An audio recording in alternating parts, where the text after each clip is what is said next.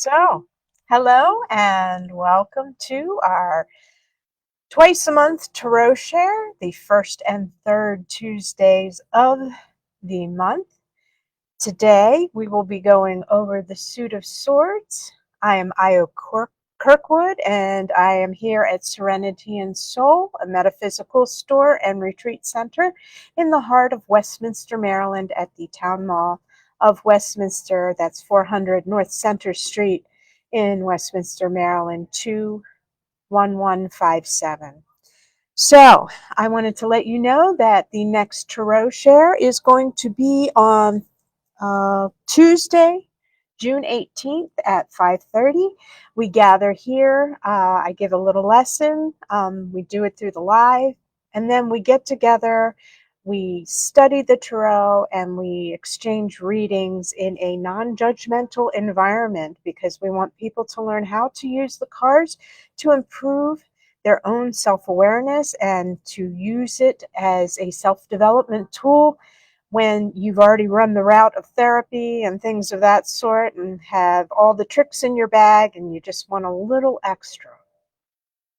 We have many events here at Serenity and Soul, and so coming up this Thursday, the 6th, from 3:30 to 5 p.m., we're going to have Safe Yoga, which makes everything available, all the yoga available to all the people.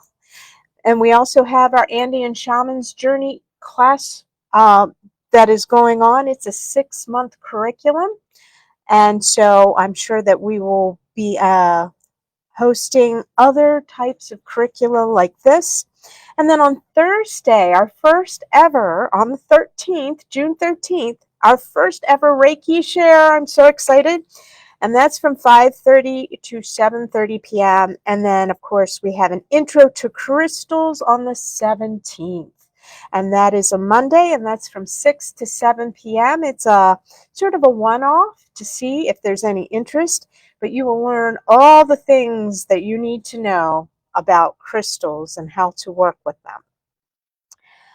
I will also announce that on Thursday, June 20th, we're having another amazing talk from Guy McCarty as he takes us through a traveler's guide to the unseen world. We're going over chapter 2, and that's from 6:30 to 8 p.m. And then mark your calendars for June 28th.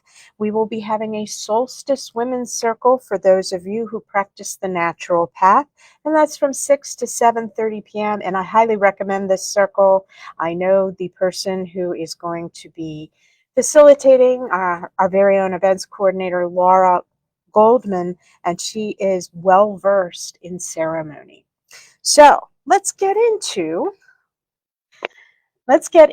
the Suit of Swords. So the Suit of Swords is a yang or masculine polarity, very active, and it is symbolized by swords.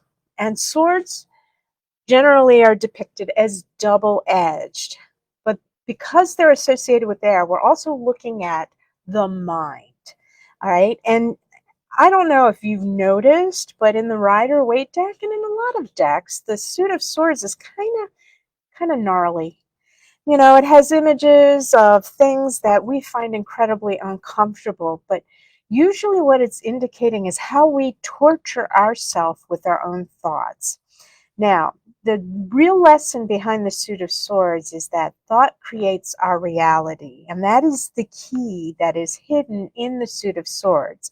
It is showing us all the ways that we create negative outcomes for ourselves and the things that we need to do so that we can sort of shift that whole energy around. Now, swords are found throughout the major arcana. They are usually in good aspect, such as in the Magician. Here it is, the Magician, and you can see the sword on the table, but it is surrounded by various other elements such as the cups, pentacles, and the wands. So all the other elements, fire, water, and earth, are represented. And actually, this card is a key for the magical operation of manifestation because you need to have spirit, willpower. You need to have your thoughts in alignment. You need to have your emotions in alignment, buy-in, and then of course you have to do the work.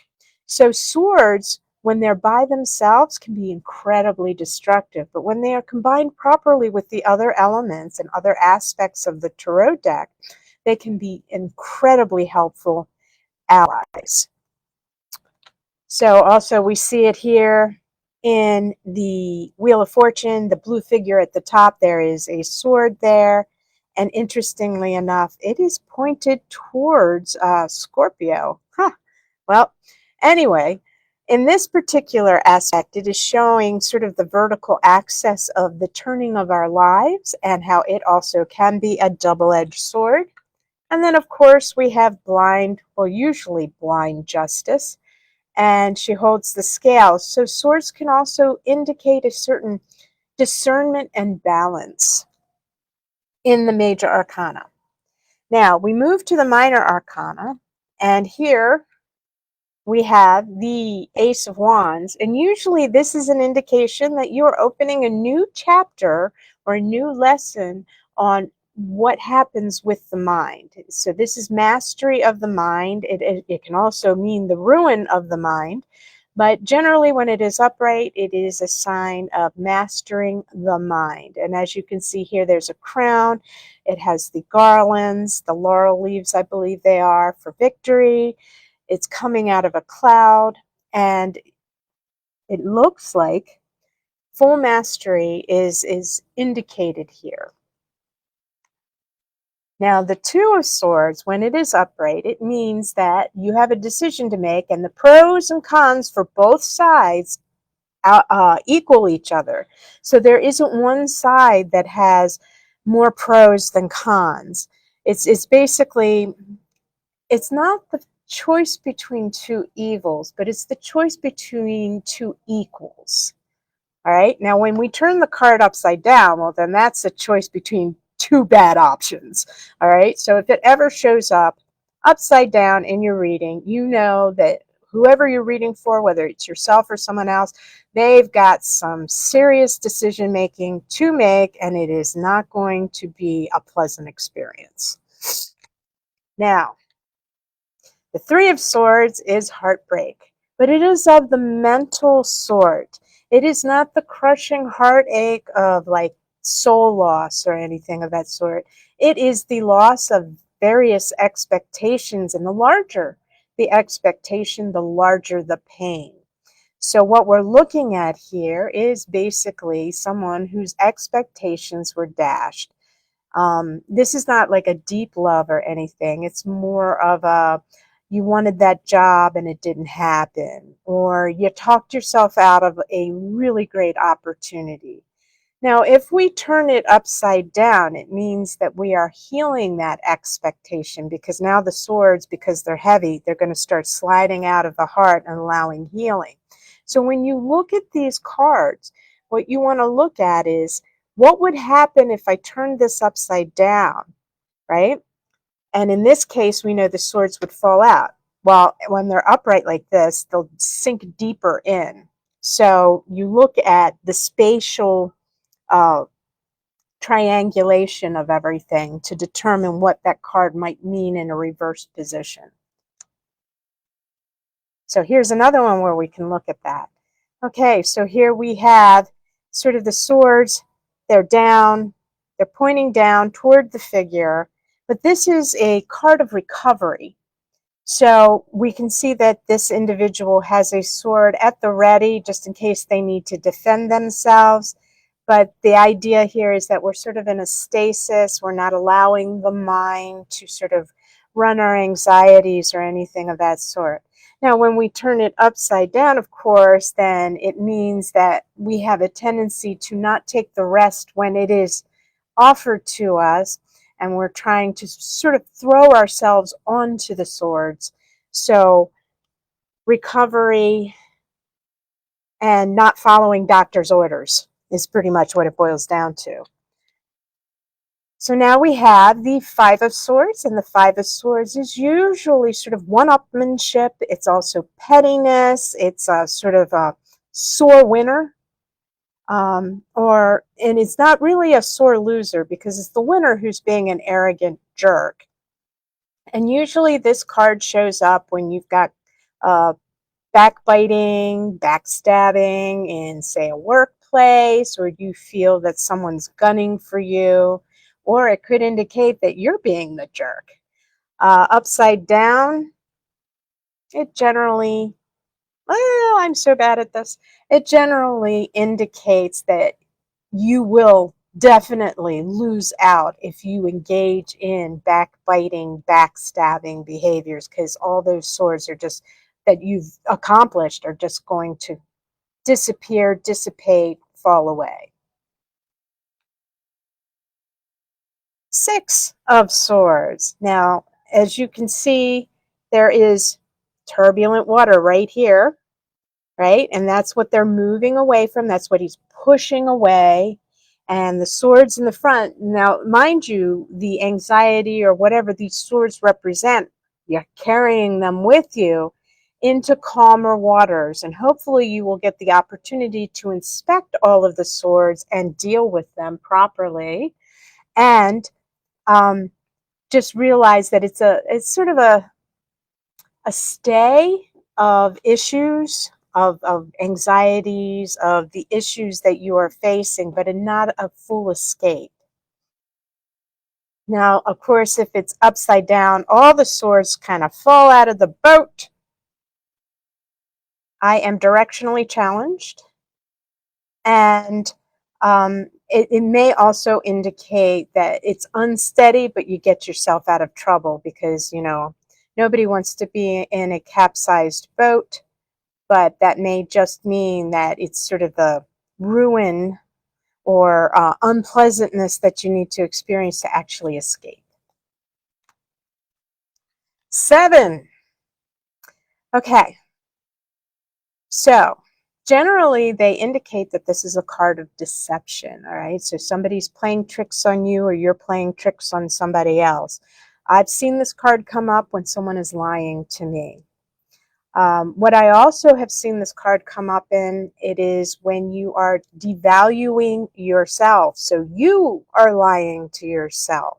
Depending on the cards around you, that might be the interpretation, especially if we have things like the Magician in there, where it's indicating that they have the ability, and then you see this card, and it's either someone talking behind their back and sabotaging them and lying, or it is you yourself who are devaluing your own attributes, your own abilities, and it is sabotaging the good work that you're trying to accomplish.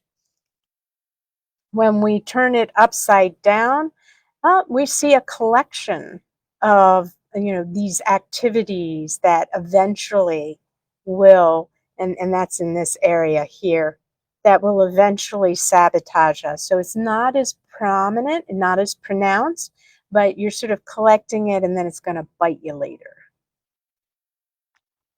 The 8 of Swords is when you choose to not see what is actually happening. All of these swords are actually distractions that make you think, oh, well, I can't do that because. And if you look at this person, they are loosely wrapped. The blindfold is sort of crooked and everything. So you're really doing this to yourself. And that's the sort of the downfall of the mind, is that it can trick us. Our own mind can trick us. And that's what this card is about. Now, when it's upside down, it means you are going to be shaken loose from all of your little delusions that are keeping you from moving. This could be a very painful process, and it will be shown, especially in the next card, the 9 of Swords. And here, the 9 of Swords means that we are keeping ourselves up at night with all of our thoughts and driving ourselves to the brink of exhaustion. This is self-imposed. You do not have to do this to yourself. It is actually something that you want to overcome. And if you find yourself in this space, maybe talking to a good friend or seeing your therapist would be a good idea, because sleep is so incredibly important to mental health. And that's what the swords are all talking about, how to create boundaries around your mental health by being incredibly honest about the issues that you face, the negativity that is being created by your thought processes. And then, of course, we have it upside down, and that is more of a, sort of slicing yourself open, as you again and again are stabbing yourself with remorse, regret. It's beyond anxiety at this point. It's like a depressive state. And then, of course, we have the 10, which is one of the more frightening cards in the uh, tarot. It is right up there with the devil and also death as far as people's superstitions around it. But realize that this is a mental death. So this is a construct that you have nurtured for a period of time, maybe an identity or an expectation. And instead of it being the Three of Swords, where you just sort of feel like, it hasn't been met, what happens is you get completely internally humiliated by its end. It also could be that this is just sort of like one of those things where out of sheer exhaustion, you release it and let it go. And of course, upside down, it indicates, the swords are going to fall out. So it could be that you could resurrect whatever this was, maybe in a different form. Maybe this could be your Lazarus. But generally, this is not a great card as far as the way it makes you feel, but it is a great card because it means that whatever it was that was troubling you has now kicked the bucket. Page of Swords usually indicates messages. They're usually messages of the mind. It could be news about a situation that you've been thinking about or something that you might be planning. When it's upside down, of course, it means the news is not so great. And then the Knight of Swords. Here we have rash action. This is the kind of thing where, you get into an argument and that thing that you shouldn't have said, out of your mouth it comes because, the in the head, out the mouth kind of issue. This is also, believe it or not, a representation of Libra, which is supposed to be one of the more equitable zodiac signs. But in this particular instance, it could be that, Libra, having been balanced all this time, decides to just go off the deep end. Upside down, I think it's sort of like a reversal of any rash behavior, repentance, backtracking, things of that sort. So when you see it come upside down, it means that more than likely there's going to be consequences and there's going to be work done to reverse it. Now, my mother always called the Queen of Swords the BITCH card. And so it's sort of stuck with me, but honestly, I think that's more of a societal misappropriation. This is a woman who knows what she wants. She knows how to get it, and she's not going to brook any kind of nonsense from anybody. She has incredibly high levels of discretion. Her boundaries are strong. Now, of course, if she's upside down, then she's just malicious. And when I see women who are reputation destroyers, they usually come up as the Queen of Swords reversed. This is also the Gemini card. So there's a potential two-facedness to what the Queen of Swords represents. And finally, last but not least, is the King of Swords. This is represented by Aquarius. And Aquarius, as you well know, can be quite eccentric, but it is also very humanitarian and looks out for the common good. So the King of Swords is someone who's going to, like King Solomon, going to make decisions that seem absolutely weird, but are actually very effective, such as ordering a baby to be cut in half to determine who the real mother is. You look that up in your Bible. So when we have the King of Swords upside down, that is eccentricity for eccentricity's sake, and it is not really serving any purpose. This individual's energies are scattered, and they are not able to effect any kind of action that is effective or long lasting. So, there you have it. There's the Suit of Swords. Now, these are my interpretations. Understand that, and you should be developing your own interpretations as well. I'm going to be posting on my website a one-card pool sheet that you can use and print out and use for yourself. In fact, everyone here has their own copy for today's Tarot Share after we get off the live lesson. And my Facebook is actually in the comments, along with being able to book a reading with me. I usually do them in person, but if you do have a disadvantage or a different ableness that would make a video call more effective, I certainly can do that as well. So thank you for attending. This is Io Kirkwood at Serenity and Soul, a metaphysical retail and retreat event center. And we are here at 400 North Center Street in Westminster, Maryland, 21157 in the Town Mall of Westminster. We have a lot of events. Go check out our Facebook events, and we hope to see you soon. Thanks for joining us today, and namaste.